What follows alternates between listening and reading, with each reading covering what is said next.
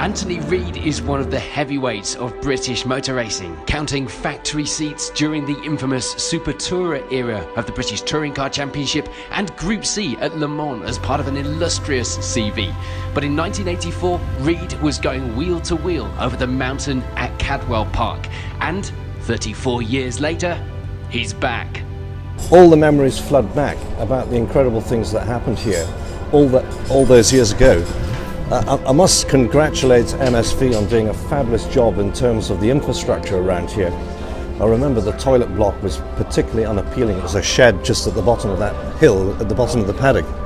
But 34 years ago, 1984, we didn't know then what we know now.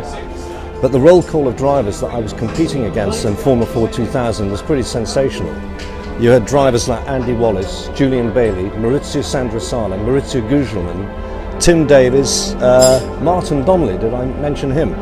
And of course some of those drivers went on to make it into F1 or win Le Mans, do incredible stuff in touring cars.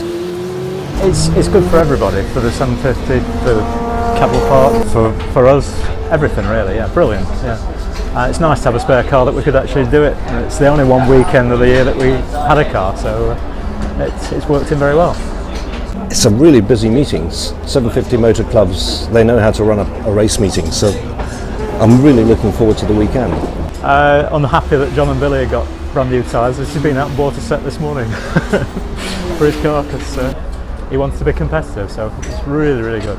But I tell you what, Paul Nightingale, he does run a great team. 3 beautifully prepared cars, very equally matched, and I'm just relishing the challenge for the weekend. It's great to have you back. Thank you. By racers, for race fans, this is Cadwell Park.